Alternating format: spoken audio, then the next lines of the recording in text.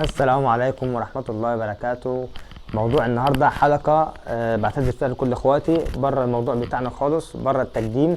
تمام. بس الحلقة دي يا جماعة يعني شفت كذا حد بيتكلم عنها، فانا حبيت اتكلم عنها دلوقتي. تمام.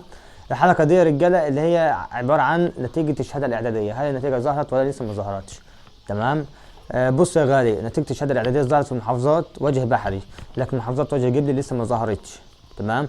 يعني عشان في ناس كتير بتسأل برضه، وشفت الموضوع ده ناس كتير بتتكلم عنه، وبحكم ان معانا ناس هنا في المدارس هنا وناس هنا. تمام. فعشان كده بتكلم في الحلقة دي بس. والله هو يعني بعيد عن الموضوع بتاعنا، بعتذر لكل اخواتي. تمام. بس انا حبيت ابقى افيد الناس، يعني لان جيت نسبة مشاهدة عليها كبيرة. تمام. النتيجة ظهرت في كفر الشيخ، وظهرت في القاهرة، وظهرت في اسكندرية، وجه بحري كله النتيجة ظهرت فيه. تمام. لكن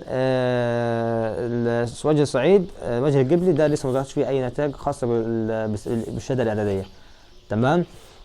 برضو بالنسبة للناس اللي هي الشهادة الإعدادية دلوقتي ليها حاجة مهمة خالص، ان هي تقدم في الكلية والمعاهد العسكرية. تمام.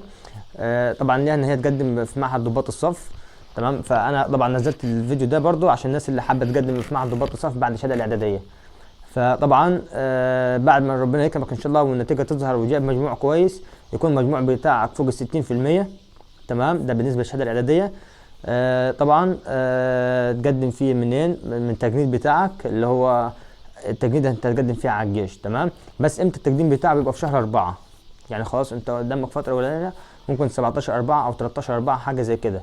ده التقديم لمعهد ضباط الصف، او بمعنى صح التطويع. ده هو ده نفس الاسم. ماشي. فطبعا يعني المعلومه والموضوعين دول متناسقين مع بعض، لان في ناس كتير برضه عايزه تعرف بعد الاعداديه ممكن تتطوع. ممكن تتطوع بعد الاعداديه. تمام. يكون سنك 15 سنه. وطبعا في شرط تاني، ان الوالد بتاعك يمضي اقرار. تمام. انك انت موافق، ان هو موافق انك انت تقدم. ماشي.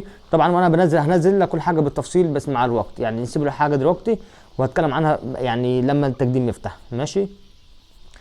دي حلقة النهاردة. وطبعا بعتذر لكل اخواتي اللي هم اللي هيقدموا في الكليات العسكرية طبعا، بس انا حبيت افيد اخواتكم الصغيرين اللي هم في ثالثة اعدادي حاليا، وبرضه عايزين يعرفوا النتيجة. هي نتيجة وجه جدي لسه ما ظهرتش حاليا. تمام. سوهاج واسيوط وجنة والحاجات دي لسه ما ظهرتش، ظهرت وجه بحري بس. تمام. هي دلوقتي على وشك ان هي تظهر خلال الاسبوع ده ان شاء الله. تمام.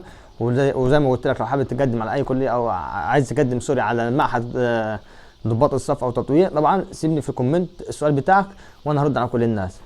تحياتي ليكم.